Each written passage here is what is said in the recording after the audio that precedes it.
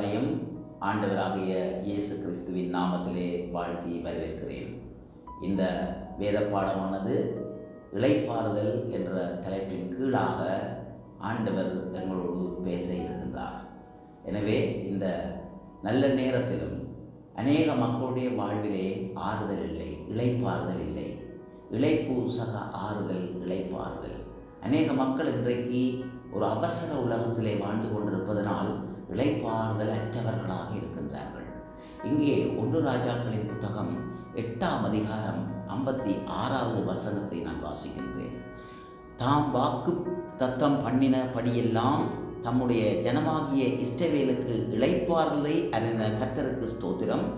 அவர் தம்முடைய தாசனாகிய மோசேயை கொண்டு சொன்ன அவருடைய வார்த்தைகளின்படி எல்லாம் ஒரு வார்த்தையாகிலும் தவறி போவதில்லை.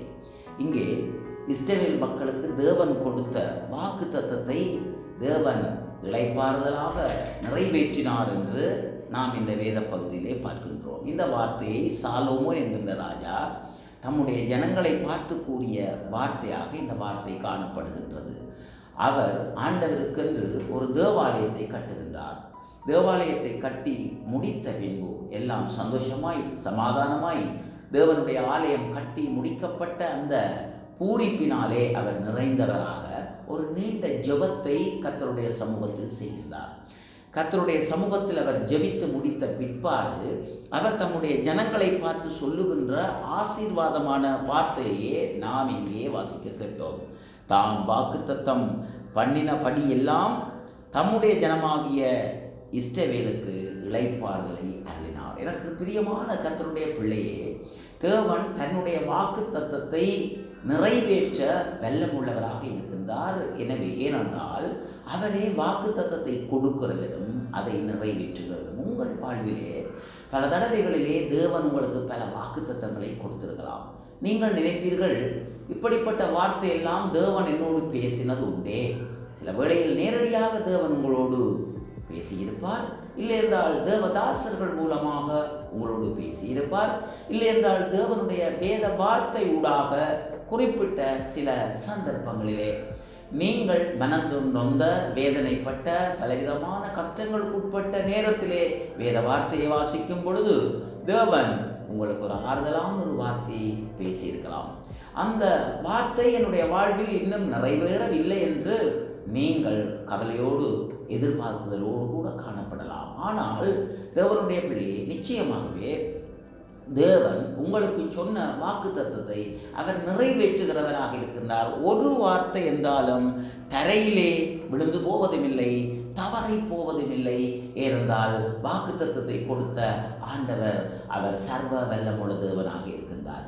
இங்கே இஸ்ரவேல் மக்கள் தேவனுடைய சமூகத்திலே இந்த வார்த்தையை கேட்டு மிகுந்த மன ஆறுதல் அடைந்தார்கள். தேவன் எங்களோடு இந்த இளைப்பாறுதலின் செய்தியை பேசியிருக்கின்றார், தேவன் ஒருபோதும் எங்களை கைவிட மாட்டார் என்று அவர்கள் மிகுந்த ஆறுதல் அடைந்தார்கள். இந்த காலை வேளையில் உங்கள் வாழ்விலும் நீங்கள் ஒரு வேளை மனக்கிலேசத்தோடு, கஷ்டத்தோடு, துன்பத்தோடு, ஒரு எதிர்பார்க்குதலோடு நீங்கள் இந்த மீடியா ஊடாக நீங்கள் இந்த வார்த்தையை கவனித்துக் கொண்டிருக்கலாம். ஆனால் தேவன் சொன்னபடி நிச்சயமான இளைப்பாறுதலை உங்களுக்கு அருளி செய்ய தேவன் வல்லமுள்ளவராக இருக்கின்றார். வேதாகமத்திலே ஆதாம் ஏவாள் என்கின்ற இருவரையும் படைத்த தேவன் அவர்களுக்கு உண்டான எல்லாவற்றையும் அவர்களுக்கு கொடுத்தார். எல்லாவற்றையும் படைத்த பின்பதாகவே அவர் ஆதாம் ஏவாளை அவர் படைத்தார். காரணம் என்னவென்றால் அவர்களுக்கு ஒரு குறையும் இருக்கக்கூடாது என்பதற்காக. உங்களுடைய வாழ்க்கையிலே எனக்கு பிரியமான தேவனுடைய ஜனமே, உங்களுக்கான சகல ஆசீர்வாதங்களும் சகல நன்மைகளும் சகல ஆறுதலையும் தேவன் ஏற்கனவே உங்களுக்கு உண்டு பண்ணி வைத்திருக்கின்றார். அவைகளை நீங்கள் சுதந்தரித்து இளைப்பாறுதலோடு இருக்க வேண்டும் என்பதே அவருடைய சித்தமாக இருக்கின்றது. ஆதியாகமம் 1ஆம் அதிகாரம் 28ஆம் வசனம் இவ்விதமாய் கூறுகின்றது. பின்பு தேவன் அவர்களை நோக்கி, நீங்கள் பலுகி பெருகி பூமியை நிரப்பி அதை கீழ்ப்படுத்தி சமுத்திரத்தின் மெச்சங்களையும் ஆகாயத்து பறவைகளையும் பூமியின் மேல் நடமாடுகிற சகல ஜீவ ஜந்துக்களையும் ஆண்டு கொள்ளுங்கள் என்று சொல்லி தேவன் அவர்களை ஆசீர்வதித்தார். தேவனுடைய பிள்ளைகளே, ஆசீர்வாதம் என்பது என்ன? ஆளுகை.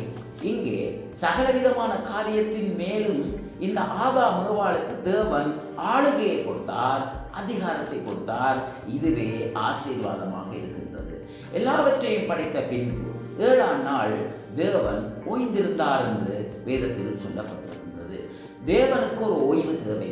காரணம், அவரே சர்வ சிருஷ்டிகராக இருக்கின்றார். அவர் நான் மேலே கூறிய இந்த 28ஆம் வசனத்தின்படி எல்லாவற்றையும் படைக்கும் பொழுது அவர் வியர்த்து போகவில்லை, அவருக்கு களைப்பு ஏற்படவில்லை, அவருக்கு தாகம் ஏற்படவில்லை, அவருக்கு பசி ஏற்படவில்லை, அவர் வேர்வை சிந்தவில்லை. அவர் சொல்ல சொல்ல சொல்ல எல்லாம் உண்டானது. இந்த நல்ல நேரத்திலும் தேவனுடைய பிள்ளையே, எங்களுடைய வாழ்வில் இருக்கின்ற ஒரு வறட்சியான சம்பவமாக, வறட்சியான வாழ்வாக எங்களுக்கு காணப்பட்டாலும் தேவன் எங்கள் வாழ்விலே சொன்னார் என்றால் அது நடைபெறும். ஒரு நாள் இயேசுநாதரும் சீஷர்களும் படகிலே பயணம் பண்ணி கொண்டிருக்கும் பொழுது இயேசு கிறிஸ்து பின்னழியத்திலே தலையணை வைத்து அவர் உறங்கிக் கொண்டிருந்தார் என்பதாக வேதம் சொல்லுகின்றது. அங்கே சீசர்கள் காற்றினாலும் கடலாலும் அடிக்கப்பட்டவர்களாய், அலைவுபட்டவர்களாய், மிகுந்த வேதனையோடு அந்த கப்பலை இல்லையென்று அவர்கள் சென்ற அந்த படகை அவர்கள் கட்டுப்படுத்துவதற்கு முயற்சி செய்கிறார்கள். முடியவே இல்லை. இயேசுநாதரை எழுப்பி, ஐயரே, நாங்கள் மடிந்து போவதை குறித்து உமக்கு கவலை இல்லையா என்று மிகுந்த வேதனையோடும் மிகுந்த ஆதங்கத்தோடு அவர்கள் இயேசு கிறிஸ்துவை அவசரமாக தட்டி எழுப்பினார். முதலாய் இயேசு கிறிஸ்து எழுந்து சொன்ன வார்த்தை எப்படி என்றால், இறையாதே, அமைதலாயிரு என்று. எனவே நம்முடைய வாழ்க்கையிலே வந்திருக்கின்ற சூழ்நிலைமைகள், கஷ்டங்கள், துன்பங்கள் எங்கள் இருதயத்துக்கு ஒரு பயத்தை, வேதனையை உண்டாக்கலாம். ஆனால் தேவன் சொல்ல ஆகும், அது கட்டளையிட நிற்கும். எனக்கு பிரியமான அன்பு ஜனமே, உங்கள் வாழ்விலே நீங்கள் எப்படிப்பட்ட ஒரு பிரச்சனையோடு சென்றாலும் தேவன் சொன்னார் என்றால் உடனடியாக பிரச்சனைகள் நீங்கி போகும். எனவே அப்படிப்பட்ட சர்வ வல்லம் உள்ள தேவனுக்கு ஒரு ஓய்வு தேவையில்லை. ஆனால் அவர் ஆதாம் ஏவாளுக்கு கற்றுக் கொடுக்கின்றார், நீங்கள் ஓய்வாக சரீர சுகத்தோடு, பலத்தோடு, ஆறுதலோடு வாழ வேண்டும் என்று. இந்த ஓய்வு என்பது எங்கள் சரீரத்துக்கு மட்டுமல்ல தேவனுடைய பிள்ளைகளே, எங்களுடைய ஆத்துமாக்கு ஒரு இளைப்பாறுதலை கொடுப்பேன் என்று தேவன் சொன்னது போல அவர்கள் தங்கள் ஆத்துமாவிலும் சமாதானமாக இருக்க வேண்டும் என்று விரும்புகிறார். இன்றைக்கு அநேக ஜனங்கள் தங்கள் வாழ்விலே பணங்களை சம்பாதிப்பதற்கு ஓடி அலைந்து திரிகின்றார்கள். அதே நேரத்தில் அவர் உள்ளத்திலே ஒரு அமைதி இல்லை, ஒரு சமாதானம் இல்லை, ஒரு சந்தோஷம் இல்லை. பணத்தை மாத்திரம் ஓடி ஓடி சம்பாதித்தால் தான் நாங்கள் நிம்மதியாக இருக்கலாம் என்று நினைக்கிறார்கள். ஆனால் ஒரு நாள் கூட அவர்கள் தேவனுடைய ஆறுதலை, சமாதானத்தை பெற முடியாது இருக்கிறார்கள். தேவனுடைய பிள்ளைகளே, தேவன் பணத்தை மாத்திரமல்ல, அவர் எல்லா ஆசீர்வாதத்தையும் உங்களுக்கு தர ஆசைப்படுகின்றார். எங்கள் ஆத்துமாவிலும் எங்கள் சரீரத்திலும் ஒரு இளைப்பாறுதலை தர வல்லவராக இருக்கின்றார். இங்கே ஆதியாகமம் 3ஆம் அதிகாரத்துக்கு நாங்கள் வரும்போது அங்கே ஆதாம் ஏவாள் என்கிற அந்த குடும்பம் தங்கள் சமாதானத்தை இழந்து, தங்கள் சந்தோஷத்தை இழந்து, தங்களுடைய அமைதியை இழந்து, அன்பை இழந்து அவர்கள் மிகவும் அலைவுபடத் தொடங்கினார்கள். அந்த வேளையிலும் தேவன் அவர்கள் மத்தியிலே மீண்டும் தோன்றி அவர்கள் மத்தியிலே உலாவி அவர்களுக்கு ஒரு ஆறுதலை கொடுக்கின்றார். நீங்கள் அங்கே சென்று வேலை செய்து நீங்கள் அங்கே சந்தோஷமாயிருங்கள், அங்கும் கிடைக்கின்ற எல்லாவற்றையும் நீங்கள் அனுபவியுங்கள் என்று சொல்லி அவர் மீண்டும் அடுத்த கட்டத்துக்குள்ளாக அவர்களை நகர்த்துகின்றார். இவர்கள் ஆதியிலே தேவனிடத்திலே பெற்ற இந்த ஆறுதலை அவர்கள் இழந்து போனார்கள். அதை மீண்டும் அவர் தம்முடைய ஜனங்களுக்கு கொடுக்க வல்லமுள்ளவர். ஏனென்றால் அவர் வாக்குத்தத்தத்துக்கு உண்மை உள்ளவராக இருந்தார். வேதம் சொல்லுகின்றது, இப்படிப்பட்ட சமாதானத்தையும் சந்தோஷத்தையும் இளைப்பாறுதலையும் கெடுக்கிறவன் பிசாசு என்று. திருடன் திருடவும் கொல்லவும் அழிக்கவும் அன்றி வேறொன்றுக்கும் வரான், நானோ ஜீவனை கொடுக்கவும் அது பரிபூரணப்படவும் வந்தேன் என்று வேதம் சொல்லுகின்றது. இயேசுநாதர் உங்கள் வாழ்விலே ஜீவனையும் சமாதானத்தையும் கொடுப்பார். இந்த சமாதானத்தை கெடுக்கிறவன் சாத்தான். ஏசாயா 14ஆம் அதிகாரம் 14ஆம் வசனத்தை மாத்திரம் வாசிக்கின்றேன்.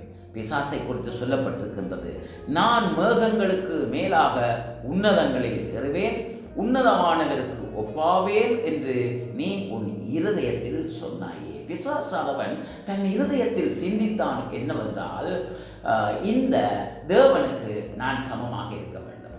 அந்த பிசாசானவனை குறித்து வேதம் சொல்லுகிறது, அவன் தேவனை ஆராதிக்கின்ற ஒரு ஆராதனை கூட்டத்துக்கு தலைவனாக இருந்தான்.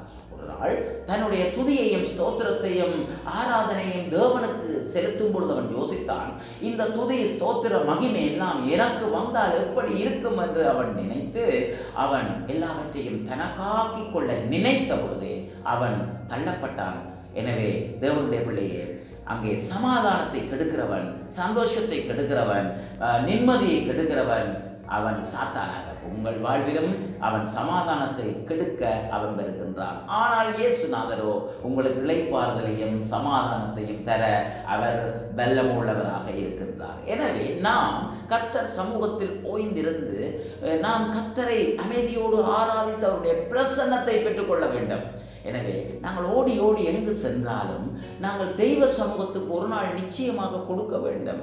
அன்றைக்கு வேதத்தின்படி நாங்கள் பார்க்கும் பொழுது யாத்ராகமம் 35ஆம் அதிகாரத்திலே முதல் 2 வசனத்தை நாங்கள் பார்க்கும் பொழுது மோசே ஆசரிப்பு கூடாரத்தை கட்டுவதற்கு மிகுந்த பிரயாசப்பட்டு தேவனால் கட்டளை பெற்று மக்களுக்கு எல்லாம் அதை அறிவித்து தலைவர்களை உண்டு பண்ணி ஆசரிப்பு கூடாரத்தை செய்வதற்கு சகல வேலைகளும் உண்டாக்கப்பட்டிருக்கின்றது. திட்டங்கள் எல்லாம் சீராக செய்யப்பட்டிருக்கின்றது. இனிமேல் அந்த வேலையை தொடங்க வேண்டியதுதான். இதை குறித்து இஸ்ரவேல் மக்களோடு அவர் பேசுவதற்கு ஆயத்தம் பண்ணின பொழுது முதலாவது பேசின வார்த்தை, நீங்கள் அதை கட்டுங்கள், இந்த மரத்தை எடுங்கள், அந்த கல்லை எடுங்கள், அந்த இடத்தை தெரிவு செய்யுங்கள், அந்த இடத்தை துப்புரவாக்குங்கள் என்று பரபரப்பாக அவர் ஓடி திரியவில்லை. முதலாக அவர்களுக்கு கொடுத்த வார்த்தை என்ன தெரியுமா? யாத்ரா 35ஆம் அதிகாரம் 2ஆம் வசனம், நீங்கள் 6 நாள் வேலை செய்ய வேண்டும், 7ஆம் நாளோ உங்களுக்கு பரிசுத்த நாளாய் இருப்பதாக, அது கர்த்தருக்கென்று ஓய்ந்திருக்கும் ஓய்வு நாள், அதிலே வேலை செய்கிறவன் எவனும் கொலை செய்யப்பட கடவன். இங்கே யாருடைய வேலையை செய்ய போகிறார்கள்? தேவனுடைய வேலையை செய்ய போகிறார்கள். ஆசரிப்பு கூடாரத்தை கட்ட தேவனுடைய வேலையை செய்வதாக இருந்தாலும் நீங்கள் ஓய்ந்திருக்க வேண்டும், ஓய்வு நாளை ஆசரிக்க வேண்டும் என்பது தேவனுடைய கட்டளையாக இருந்தது. நாங்கள் என்ன நினைக்கிறோம்? நாங்கள் ஞாயிற்றுக்கிழமை கூட கர்த்தருடைய சமூகத்துக்கு ஆராதனைக்கு வராமல் கர்த்தருடைய வேலையை நாங்கள் செய்யலாம். அது தேவனுடைய அனுமதி இல்லை. மாறாக எங்களுடைய வேலையை செய்யும் பொழுது எங்களுக்கு அநேக கஷ்டங்கள், துன்பங்கள் ஏற்படுகின்றது. எனவே எங்களுடைய வேலையாக இருந்தாலும் சரி, மிகவும் முக்கியமான வேலையாக இருந்தாலும் சரி, கர்த்தருடைய வேலையாக இருந்தாலும் சரி, நாம் தெய்வ சமூகத்தில் ஒரு நாள் தேவனோடு கழிக்க வேண்டும், தேவனுடைய சத்தத்தை கேட்க வேண்டும், தேவனுடைய வழிநடத்தலை கேட்க வேண்டும், தேவனை ஆராதிக்க வேண்டும் என்றே தேவன் விரும்புகின்றார். வேதம் சொல்லுகின்றது, எபிரேயர் 10ஆம் அதிகாரம் 25ஆம் வசனம், சபை கூடி வருதலை சிலர் விட்டு விடுகிறது போல நாமும் விட்டு விடாமல் ஒருவருக்கொருவர் புத்தி சொல்ல கடவோம், நாளானது சமீபித்து வருகிறதை எவ்வளவாய் பார்க்கிறீர்களோ அவ்வளவாய் புத்தி சொல்ல வேண்டும் என்று வேதம் சொல்லுகின்றது. எனவே சபை கூடி வருதல் தேவனுடைய திட்டமாக இருக்கின்றது. அவர்கள் அமர்ந்திருந்து அந்த நேரம் முழுமையும் கர்த்தருக்கு கொடுக்க வேண்டும். உதாரணமாய் ஆராதனை காலை 7 மணிக்கு ஆரம்பிக்கிறது என்று சொன்னால் 6:55க்கே தேவனுடைய சன்னிதானத்தில் வந்து நம்மை ஆயத்தமாகி தேவனை ஆராதிப்பதற்கு எங்களை தகுதிப்படுத்தி நாம் காத்திருக்க வேண்டும். இந்த அவசர உலகத்திலே அநேகர் அப்படிப்பட்டவர்களாக இல்லை. அவசரமாக வேதாகமத்தையும் எடுத்துக்கொள்ளாமல் தேவாலயத்துக்கு வருகிறார்கள், வந்து அவசரமாக ஆராதிக்கிறார்கள், நேரத்தை அடிக்கடி பார்க்கிறார்கள், முடிய முன்னமே எழுப்பி வீட்டுக்கு சென்று விடுகிறார்கள். சில பேர் தேவனுடைய வார்த்தையை கவனமாய் கேட்பதில்லை, தேவனுடைய வார்த்தை நேரத்தை அவர்கள் சந்தோஷமாக ஏற்றுக்கொள்ளாமல் சென்று விடுகிறார்கள். தேவன் இதை ஒருபோதும் விரும்பவில்லை. நாம் தேவ சமூகத்துக்கு நேரத்தை கொடுத்து நாம் கர்த்தரை ஆராதிக்கும் போது தேவன் நம்மை ஆசீர்வதிக்கின்றார். சில பேர் பார்த்தால் அடிக்கடி டெலிஃபோன் எடுத்துக்கொண்டு வெளியில் போவார்கள், எடுத்து சென்று டெலிஃபோன் கழிச்சிட்டு வந்து இருப்பார்கள், போவார்கள், வருவார்கள். இருதயத்திலே அமைதி இல்லை. தேவன் இருதயத்திலே ஒரு இளைப்பாறுதலை கொடுக்க விரும்புகின்றார். தேவன் உங்கள் உள்ளத்துக்கு ஒரு சமாதானத்தை கொடுக்க விரும்புகின்றார். எனவே அந்த சமாதான பிரபுவை நீங்கள் ஆராதிக்கும் பொழுது அமைதியோடு கர்த்தரை நீங்கள் ஆராதிக்க வேண்டும். தேவனுடைய பிள்ளைகளை, யாத்ராகமம் 3ஆம் அதிகாரம் 7ஆம் வசனத்துக்கு நாங்கள் வரும்பொழுது அங்கே இஸ்ரவேல் மக்கள் எகிப்துக்கு அடிமைகளாகி சென்றார்கள். அவர்களை யோசேப்பு எகிப்திலே இருந்த பொழுது இஸ்ரவேல் மக்களாகி அவருடைய தகப்பன், அவருடைய சகோதரர்கள் இன்னும் 70 பேர், எல்லாமாக 70 பேரை அவர்கள் எகிப்துக்கு கூட்டி செல்கிறார்கள். அவர்கள் பஞ்சம் பிழைப்பதற்காகத்தான் செல்கிறார்கள். அவர்கள் போன நோக்கம் சில வேளைகளிலே பிழை இல்லையாக இருந்தாலும் நாளடைவிலே அவர்களுக்கு ஒரு பிரச்சனை ஏற்பட்டது. உங்களுக்கு தெரியும், யோசேப்பை அறியாத வேறொரு ராஜா எகிப்திலே உண்டாகினார். யோசேப்பும் மரித்து விட்டார், அந்த வேறு ராஜாவும் உண்டாகிவிட்டார். எனவே இந்த இஸ்ரவேல் மக்கள் பலுகி பெருகி எங்களை அவர்கள் அடிமைகளாக்கி கொள்ளாதபடிக்கு நாங்கள் ஒரு உபாயமான தந்திரத்தை செய்து இவர்களை வேலையினால் ஒடுக்க வேண்டும் என்று சொல்லி ஒரு பிசாசான ஒரு தந்திரத்தை கொண்டு வருகின்றார். இப்படித்தான் நீங்கள் கர்த்தரை அமர்ந்திருந்து ஆராதிப்பதற்கும் நீங்கள் பெருகி ஆசீர்வாதத்தை நீங்கள் இழந்து போகும்படியாகவும் பிசாசு அவன் ஏற்கனவே திட்டமிடுகிறவனாக இருக்கின்றான். அவனுடைய திட்டம் எங்கள் வாழ்வில் பலித்து முடிந்த பின்புதான் எங்களுக்கு தெரியும் இது சாத்தான் எங்கள் வாழ்விலே ஜெயித்து விட்டான் என்று. தேவனுடைய பிள்ளையே, பிசாசானவன் இவர்களை விழுங்கலாம் என்று அவன் வகை தேடி சுற்றித் திரிகிறான் என்று வேதத்தில் சொல்லப்பட்டிருக்கின்றது. அதே நேரத்திலே நம்மை காப்பாற்றுவதற்கு, நம்மை சுகப்படுத்துவதற்கு, நமக்கு நன்மை செய்வதற்கு இயேசு கிறிஸ்துவும் சுற்றித் திரிகிறார். உங்கள் மத்தியிலே தேவன் அசைவாடி பிசாசு உங்கள் மத்தியிலே வைத்திருக்கின்ற திட்டத்தை தேவன் உடைத்து உங்களை ஆசீர்வதிக்க இன்றைக்கு விருப்பமுள்ளவராக இருக்கின்றார். எனவே நீங்கள் தெய்வ சமூகத்திலே ஆறுதலோடு இருக்க வேண்டும் என்பதுதான் அவருடைய விருப்பம். சமாதானத்தோடு இருக்க வேண்டும் என்றுதான் அவருடைய விருப்பம். உங்கள் வாழ்விலே கலவரங்களும் பிரச்சனைகளும் கஷ்டங்களும் வரும் பொழுது நீங்கள் சமாதானத்தை இழந்து விடுகிறீர்கள்.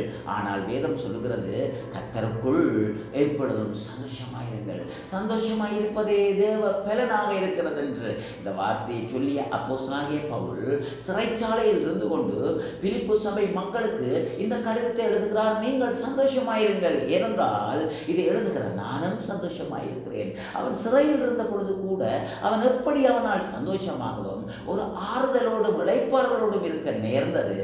அந்த ஆறுதலின் தெய்வம் அங்கே அப்போஸ்தலனாகிய பவுலுக்குள் இருக்கிறார். எனவே உங்களுக்குள் அந்த இயேசுநாதர் இருக்கும் பொழுது எல்லா சூழ்நிலைமையிலும் உங்களுக்கு சந்தோஷம். சில வேளைகளிலே பாதகமான சூழ்நிலைமை உங்களுக்கு ஏற்பட்டிருக்கலாம். நீங்கள் சகிக்க முடியாத, ஜீரணிக்க முடியாத அநேக சம்பவங்கள் உங்களுக்கு அடிக்கடி நேர்ந்திருக்கலாம்.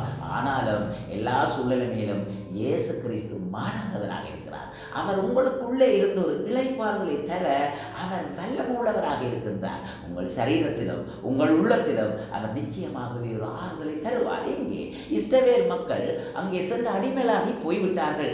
ஆனால் அவர்களுடைய வாழ்விலே அவர்களுக்கு இளைப்பாறுதல் இருக்கவே இல்லை. 3ஆம் அதிகாரத்திலே அவர்கள் பட்ட வேதனையை கர்த்தர் கேட்டார் என்று சொல்லப்பட்டிருக்கின்றது. அவர்கள் எப்படிப்பட்ட வேதனை அனுபவித்தார்கள்? அவர்கள் பலகி பெருகுவதற்கு தடையாக எப்படியெல்லாம் அவர்கள் உபாதைக்குள்ளாக, எப்படியெல்லாம் வருத்தப்படும் அளவுக்கு, மனதிலே கஷ்டப்படும் அளவுக்கு, சரீரத்திலே வேதனைப்படும் அளவுக்கு எப்படியெல்லாம் அவர்களுக்கு ஒரு பலவீனத்தையும் அதைரியத்தையும் அவிசுவாசத்தையும் தோல்வி மனப்பாங்கையும் கொடுக்கலாமோ அப்படியெல்லாம் பார்வோனுடைய ஊழியக்காரர்கள் கொடுத்தார்கள். இன்றைக்கு பிசாசு எங்களுடைய வாழ்விலும் இப்படிப்பட்ட காரியங்களைத்தான் செய்வான். அதை இருந்து கொண்டருவான், வேதனை கொண்டருவான், நம்பிக்கை எடுத்து கொண்டருவான். கர்த்தர் மேலும் கூட ஒரு அவிசுவாசம். சில பேர் தங்களுக்கு கஷ்டம் வருகிற பொழுது ஆண்டவரை தூசிக்கிறவர்களாக இருக்கின்றார்கள். நாங்கள் வேதாகமத்தில் பார்க்கும் பொழுதும் பேதுருவுக்கு கஷ்டம் வரும் பொழுது, இயேசு கிறிஸ்துவினாலே அவனுக்கு இடரல் வரும் பொழுது அவன் சபிக்க தொடங்கினான் என்று வேதத்தில் சொல்லப்பட்டிருக்கின்றது. அது மாத்திரமா கர்த்தருடைய பிள்ளைகளே, கர்த்தருடைய வருகையின் பின்பு கைவிடப்பட்ட மக்களும் கூட தங்களுக்கு அந்தி கிறிஸ்து கொடுக்கின்ற உபத்திரவத்திலே தேவனை தூசிப்பார்கள் அநேகர் என்று வேதத்தில் சொல்லப்பட்டிருக்கிறது. எந்த விதமான கஷ்டங்கள் வந்தாலும், எந்த விதமான துன்பங்கள் வந்தாலும், நாம் இந்த சரீரத்தில் இந்த பூமியில் வாழும் வரைக்கும் தான் அது வரும். நாங்கள் தேவனிடத்திலே செல்லும் ஒரு நாள் உண்டு. அந்த நாள் மிகுந்த சந்தோஷம் உள்ள நாள். அங்கே தேவனை நாங்கள் ஆராதிக்கின்ற நாள். அங்கே தேவனுடைய சமூகத்திலே இளைப்பாறுதல் அடையும் நாள் என்றும் வேதத்தில் சொல்லப்பட்டுள்ளது. எனவே அதுவரை இந்த பூமியிலே, இந்த மாம்ச சரீரத்திலே, இந்த கூடாரத்திலே நாம் தவித்து என்று 2 கொரிந்தியர் 5ஆம் அதிகாரம் 1ஆம் வசனத்தில் சொல்லப்பட்டிருக்கின்றது. இந்த கூடாரம் ஒரு நாள் எங்களை விட்டு இல்லாமல் போய்விடும். நாம் எங்கள் பரம வாசஸ்தலத்தை தரிக்கப் போகின்றோம். அங்கே எங்களுக்கு ஆறுதல் உண்டு, அங்கே எங்களுக்கு சந்தோஷம் உண்டு, அங்கே எங்களுக்கு அமைதி உண்டு. அங்கே எங்கள் தேவனாகிய கர்த்தர் எங்களோடு இருந்து எங்களை தேற்றிக் கொண்டே இருப்பார். நாங்கள் தேவனை சந்தோஷமாய் ஆராதித்துக் கொண்டே இருப்போம். இதற்கு ஒப்பு உவமானமாகத்தான் இங்கே நாம் தேவனோடு வாழ்ந்து கொண்டிருக்கின்றோம். என்றைக்கு எங்கள் வாழ்விலே இயேசு கிறிஸ்து எங்கள் வாழ்விலே இரட்சகராய் வெளிப்பட்டாரோ, நாங்கள் இன்றைக்கு எங்கள் இயேசு கிறிஸ்துவை சொந்த இரட்சகராய் ஏற்றுக்கொண்டோமோ, அன்றைக்கு எங்களுக்கு கிடைத்த பிரதானமான ஒரு கிஃப்ட் என்ன தெரியுமா? சமாதானம், சந்தோஷம், கர்த்தருக்குள்ளான சமாதானம், கர்த்தருக்குள்ளான சந்தோஷம். இது எங்கள் வாழ்விலே வருகின்ற எந்த பிரச்சனையும் இந்த சமாதானம், சந்தோஷம் எங்களை விட்டு எடுபட்டு போகாது. அது பாதிக்க மாட்டாது. ஏனென்றால் தேவன் நமக்குள்ளே இருக்கார். இந்த விசுவாசம் அவர்களுக்கு வேணும். ஆனால் இங்கே இஸ்ரவேல் மக்களை பொறுத்தவரையில் அழைத்து போனார்கள், சலித்து போனார்கள், நம்பிக்கையினமாய் போனார்கள். இந்த மோசே இந்த இந்த யோசேப்பை நாங்கள் தேடி வந்ததினாலே, எங்கள் சகோதரர்கள் இங்கே வந்ததினாலே, எங்கள் சந்ததியினர் இங்கு வந்ததினாலே நாம் இவ்வளவு வேதனை அனுபவிக்கிறோமே என்று கஷ்டப்பட்டார்கள், மன துன்பம் அடைந்தார்கள். அவர்கள் எந்த பாவமும் நாங்கள் செய்யவில்லை என்று அவரை நோக்கி மன்றாடினார்கள். அங்கே கணவன் அடிக்கப்படுவதை மனைவி பார்க்கின்றாள். மனைவி வேதனைப்பட்டு வேர்வை சிந்தி கஷ்டப்படுவதை பிள்ளைகள் பார்க்கின்றார்கள். ஐயோ, எங்களுக்கு ஒரு விடுதலை இல்லையா? நாங்கள் எங்கள் வாழ்நாள் எல்லாம் இந்த எகிப்திலே கிடந்து சாபோரோமா? நிம்மதியான ஆகாரம் இல்லை, நிம்மதியான உறக்கம் இல்லை. எங்கள் தாத்தா, எங்களுடைய பாட்டி இங்கே வேலை செய்து கொண்டிருக்கும் போதே மரித்து போகிறார்கள். எங்களுக்கு ஒரு விமோசனம் இல்லையா என்று கடவுளை நோக்கி அவர்கள் மிகுந்த ஆதங்கத்தோடு மன்றாடத் துவங்கினார்கள். அப்பொழுது கர்த்தர், யாத்ராகமம் 3:7 அப்பொழுது கர்த்தர், எகிப்தில் இருக்கிற என் ஜனத்தின் உபத்திரவத்தை நான் பார்க்கவே பார்த்தேன். தேவனுடைய பிள்ளையை தேவன் உன்னை காண்கின்றார், உன்னுடைய உபத்திரவத்தை தேவன் பார்க்கின்றார். ஒரு நாள் ஆகார் வனாந்தரத்துக்கு சென்று அவள் மிகுந்த வேதனையோடு அழுகின்றாள். எனக்கு யார் ஆதரவு? நான் அனாதையாக இருக்கின்றேன். ஆபிரகாமும் என்னை அனுப்பி விட்டுட்டார், என்னுடைய நாச்சியாரும் என்னை துரத்தி விட்டுட்டார், என்னுடைய பிள்ளை சாகிறதை என்னால் பார்க்க முடியாது என்று பிள்ளையோடு சேர்ந்து அழும் பொழுது வனாந்தரத்திலே தேவன் அவளை கண்டார். உங்கள் வாழ்விலே, உங்கள் வனாந்தர பாதையிலே தேவன் உங்களை காண்கிறார். நீங்கள் கஷ்டப்படுகிற நேரத்திலே என்னை யார் பார்ப்பார்கள்? எனக்கு யாராவது வெளிநாட்டில் உதவி செய்ய மாட்டார்களா என்று உங்கள் கண்கள் அவர்களை நோக்கி பார்க்கலாம். எங்கள் நண்பர்கள் எந்த நேரத்தில் உன்னை கைவிட மாட்டேன் என்று சொன்னவர்கள், உங்கள் கணவர் நான் இறுதி வரை உன்னை நேசிப்பேன் என்று சொன்னவர்கள், ஒருவேளை உங்கள் மனைவி யாராக இருந்தாலும், உங்கள் பிள்ளைகள் என்னுடைய அப்பாவை நன்றாக பார்ப்பேன் என்று சொல்லி இருந்தாலும், என் வயோதிப தகப்பனே, இயேசு உங்களை காண்கிறார், உங்கள் கண்ணீரை காண்கிறார். அவர் முடிவு வரைந்த உங்களை நடத்துவார். நிறை வயது முதல் உன்னை தாங்கினேன் என்று சொன்னவர் உயிரோடு இருக்கும் நாளெல்லாம் உங்களை காக்கிறவராக இருக்கிறார். இங்கே மக்கள் அழுது புலம்பி மன்றாடுகிறதை தேவன் காண்கிறார் என்று பார்க்கின்றோம். ஆளோட்டிகளின் நிமித்தம் அவர்கள் இடுகிற கூக்குரலை கேட்டேன். அவர்கள் கூக்குரலிட்டு அவர்கள் கதறினார்கள், எங்களை காப்பாற்ற யார் உண்டு? அதை வேதம் சொல்லுகிறது, அதை நான் கேட்டேன். ஒருவேளை அங்கிருந்த மக்கள் கேட்டிருக்க முடியாது, கேட்டாலும் அவர்களை காப்பாற்ற முடியாது. ஆனால் நான் கேட்டேன் என்று சொல்லுகின்றார். அவர்கள் படுகிற வேதனையை அறிந்திருக்கிறேன். தேவன் வேதனையை அறிகின்றார், கண்ணீரை காண்கின்றார், உங்கள் கூக்குரலை கேட்கின்றார். உடல் ரீதியான கஷ்டமாக இருந்தாலும், மனதிலே நீங்கள் தாக்கப்பட்டவர்களாய், நீங்கள் ஆழ் மனதிலே நீங்கள் வேதனையை சகிக்கிறவர்களாய் இருந்தாலும், இந்த வியாதி என்னை விட்டு மாறாதோ ஆண்டவரே, நான் இப்படியே சாவதுதான் உமக்கு சித்தமோ என்று நீங்கள் கேட்டிருக்கலாம். ஆனால் தேவன் அற்புதமான தேவன். ஒரு வயோதிப தகப்பன், ஒரு வயோதிப தாயாக நீங்கள் இருந்தாலும் உங்களை தேவன் காண்கிறார். நீங்கள் ஒருவேளை கைவிடப்பட்டு மனம் நொந்து ஒரு ஸ்திரியாக இருந்தாலும் தேவன் உங்களோடு இருந்து அந்த ஆகாரனுடைய சந்ததியை பெரிய சந்ததியாக்கினது போல உங்களையும் தேவன் ஆசீர்வதித்து உங்கள் சந்ததியையும் ஆசீர்வதிப்பார். எனவே தேவனுடைய பிள்ளைகளே, அவர் காண்கின்ற தேவன், அவர் வாக்குத்தத்தத்துக்கு உண்மையுள்ள தேவன். ஏன் அப்படி செய்தார் என்றால், அவர் ஏற்கனவே ஒரு வாக்குத்தத்தத்தை கொடுத்திருக்கின்றார். ஆதியாகமம் 15 ஒரு வாக்குத்தத்தம். அப்பொழுது அவர் ஆபிராமை நோக்கி, உன் சந்ததி தங்களுடையதல்லாத அந்நிய தேசத்திலே பரதேசிகளாயிருந்து அந்த தேசத்தாரை சேவிப்பார்கள் என்றும், அவர்களால் 400 வருஷம் உபத்திரவப்படுவார்கள் என்றும் நீ நிச்சயமாய் அறிய கடவாய். இவர்கள் சேவிக்கும் ஜாதிகளை நான் நியாயந்திப்பேன், பின்பு மிகுந்த பொருள்களோடு புறப்பட்டு வருவார்கள். இந்த வாக்கு தத்தத்தை தேவன் இப்படிப்பட்ட கஷ்டமான சூழ்நிலைமையில் இருக்கின்ற இந்த மக்களுக்கு நிறைவேற்ற போகின்றார். எனவே உங்களுடைய வாழ்விலே நீங்கள் கஷ்டப்படும் பொழுது, நீங்கள் உபத்திரவப்படும் பொழுது, நீங்கள் துன்பப்படும் பொழுது, நீங்கள் கண்ணீரோடு விமோசனம் இல்லை என்ற ஒரு தீர்மானத்துக்குள்ளே நீங்கள் வந்திருக்கும் பொழுது யோசித்து பாருங்கள். கர்த்தர் உங்களோடு பேசின நாட்களை, உங்களுக்கு எப்படிப்பட்ட வாக்கு தத்தத்தை தந்தார் என்று யோசித்து பாருங்கள். யோசிப்பது மட்டுமல்லாமல் நீங்கள் விசுவாசியுங்கள். உங்களுக்கு தந்த வாக்குத்தத்தை நிறைவேற்றி உங்களை வாழ வைக்கிற தேவனாக இருக்கின்றார். தேவன் இவர்களை இப்படிப்பட்ட எகிப்திலிருந்து விடுவித்துக் கொண்டு வருகின்றார். இவருடைய வாழ்விலே வந்த எதிரான சிக்கலான பகுதிகளை தேவன் அவர்களுக்கு தீர்த்து விடுகின்றார். அவர்கள் செங்கடலுக்கு முன்பாக சென்றார்கள். அங்காலே போக முடியவில்லை. பின்னாலே எதிரிகள் வந்துவிட்டார்கள். மீண்டும் தாங்கள் சிறைப்பிடிக்க வேண்டிய நிலைமை வரப்போகிறது. நாங்கள் மாண்டு போக போகின்றோம் என்று சொல்லி அவர்கள் மன்றாடினார்கள். மோசேக்கு அழுத்தத்தை கொடுத்தார்கள்.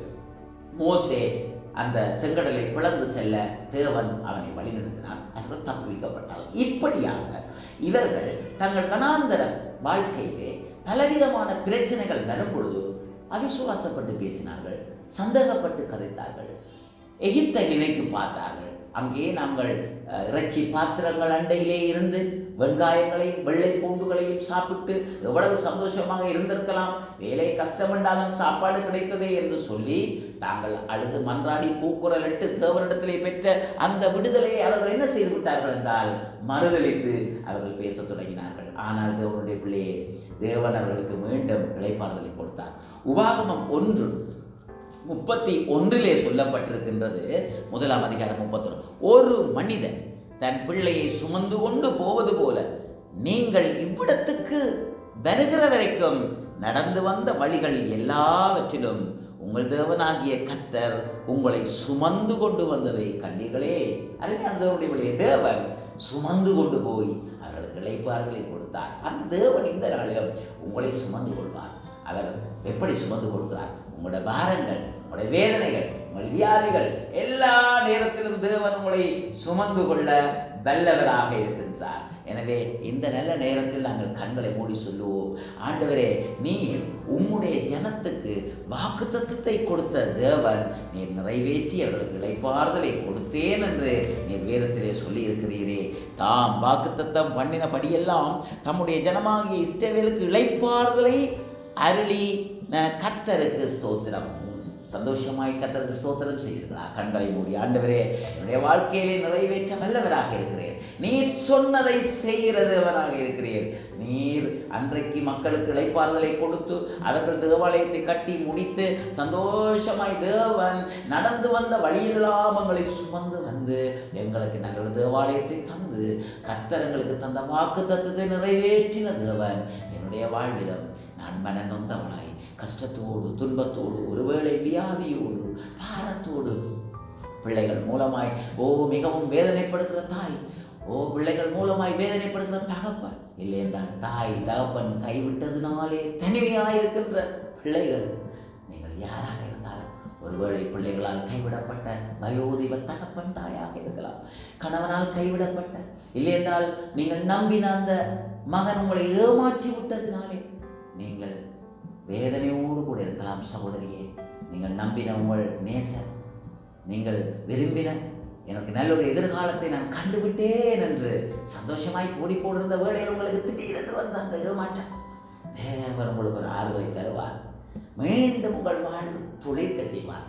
மீண்டும் நீங்கள் கட்டி எழுப்பப்படுவீர்கள். மீண்டும் நீங்கள் ஆசீர்வதிக்கப்படுவீர்கள். ஒருவேளை கடன் பிரச்சனையோடு இளைப்பாறுதல் இல்லாமல் நீங்கள் தூக்கப்படலாம். தேவன் மீண்டும் உங்கள் பிரச்சனைகளை ஒரு நொடி பொழுதிலே தீர்க்க வல்லவராக இருக்கின்றார். அந்த பிரச்சனை தீர்வதற்கு தேவன் உங்களுக்கு வழிவாசலை ஏற்படுத்தி தருவார். நீங்கள் என்ன செய்ய வேண்டும்? அமைதியோடு, கர்த்தாவே, நானுமே நேசிக்கின்றேன், நீர் எனக்கு வாக்குத்தத்தத்தை பண்ணின தேவன் எனக்கு உண்மை உள்ளவராக இருக்கிறீர், என்னை ஆசீர்வதியும், நான் கைவிடப்பட்டவர்களால் நீர் என்னை சேர்த்துக் கொள்ளும். ஆண்டவரே, என்னுடைய பண பிரச்சனைகள் விடுதலை தாரும், வியாதியிலிருந்து எனக்கு ஒரு சுகத்தை தாரும். வைத்தியசாலையில் கைவிடப்பட்டவராக நீங்கள் இருக்கலாம். இயேசு கிறிஸ்து இந்த வழியை உங்களை சந்திக்கின்றார். இந்த வார்த்தையை பேசிக்கொண்டிருக்கின்ற, உங்களுக்காக மன்றாடி கொண்டிருக்கின்ற வேளையிலே தேவன் உங்களை சந்திக்கின்றார். அவர் சமீபத்துக்கு மட்டுமல்ல, இந்த பிரைஸ் மீடியா ஊடாக தேவன் கடந்து வந்து, தேவனுடைய ஆவியாளர் கடந்து வந்து உங்களை தொடுகிறார். உங்கள் வியாதிகள் மறைகிறது, உங்கள் கண்ணீர்கள் துடைக்கப்படுகிறது. அதற்கு முகங்களில் வழிகிற கண்ணீரை அவர் துடைத்தார். இப்பொழுது உங்கள் கண்ணீர்கள் துடைக்கப்படுகிறது, உங்கள் வேதனை நீங்கிறது, சரீரத்தில் சுகம் உண்டாகிறது. எப்படிப்பட்ட கவலையோடு நீங்கள் இருந்தாலும் உங்கள் துக்கத்தை சந்தோஷமாய் மாற்றுவார். இயேசு கிறிஸ்து உங்கள் கவலைகளை எல்லாம் சுமந்தார். இயேசு கிறிஸ்து உங்கள் கண்ணீரை துடைக்கிறார். இயேசு கிறிஸ்து உங்கள் வேதனைகளை அறிந்திருக்கிறார். சர்வ வல்லமையுள்ள பிதாவே, இதோ உங்களுடைய பிள்ளைகளை தொடும். இந்த நேரத்தில் பிரேஸ் மீடியா ஊடாக தேவனுடைய வார்த்தையை கவனித்துக் கொண்டு, ஆர்வமாய் கவனித்துக் கொண்டு, என்னுடைய கண்ணீர் துடைக்கப்படாதா, என்னுடைய வேதனை நீங்காதா, என்னுடைய கவலைகள் என்னை விட்டு போகாதா, என்னுடைய நெருக்கத்திலிருந்து எனக்கு ஒரு விசாலம் உண்டாகாதா என்று எப்படிப்பட்ட பிரச்சனையோடு நான் தனித்தவளாக இருக்கிறேன். எனக்கு யார் உதவி செய்வார்கள்? என் பண பிரச்சனை யார் தீர்ப்பார்கள்? எனக்கு யார் உதவியாக இருப்பார்கள்? இப்படிப்பட்ட வேதனையோடு இருக்கின்ற என் அன்பு பிள்ளைகள் ஒவ்வொருவரையும் தொடும். ஆண்டவரே, இப்பொழுதே இருதயத்துக்கு ஆறுதலை கொடும், இவர்களுக்கு ஒரு நல்ல இளைப்பாறுதலை கொடும். உம்முடைய மக்கள் ஆண்டவரை பலவிதமான நெருக்கத்துக்குள்ளாக சென்றபொழுது அவர்களை விடுவித்து விடுவித்து விடுவித்து விடுவித்து காத்து அவர்களுக்கு ஒரு தேவாலயத்தை உண்டு பண்ணி அவர்கள் தேவனங்கள் வாக்கு தத்துவத்தை நிறைவேற்றினார். தேவன் பேசினபடி சொன்னபடி எங்களுக்கு ஒரு சமாதானம் கிடைத்தது என்று அவர்கள் சொல்ல வைத்த தேவனே, இந்த வேளையில் உம்முடைய அன்பு பிள்ளைகளை தொடும். அவர்கள் ஒரு நாள் நிமிர்ந்து நின்று தேவன் எனக்கு ஆறுதலை தந்தார், தேவன் எனக்கு சமாதானம் தந்தார், அவருடைய வாக்கு தத்துவம் என்று நிறைவேறினது என்று சொல்லும் வரை தேவனுடைய கரம் கூட இருந்து வழிநடத்தட்டும். எண்ணம் ஆண்டவர் உடைய ராஜ்யத்தை அடையும் வரை சமாதானத்தையும் சந்தோஷத்தையும் அடையட்டும். இயேசுவின் நாமத்தில் ஆண்டவர் இந்த வேளையில் என்னை கேட்டுக்கொண்டிருக்கின்ற பிரேஸ் மீடியா ஊடாக என்னை பார்த்து கொண்டிருக்கின்ற பிள்ளைகள் பாக்கியசாலிகளாகட்டும், ஆசீர்வதிக்கப்படட்டும். இயேசுவின் நாமத்தில் பிதாவே, ஆமென், ஆமென், ஆமென். ஆண்டவர் உங்களை இந்த நாளில் விசேஷமாய் ஆசீர்வதிப்பாராக. God bless you.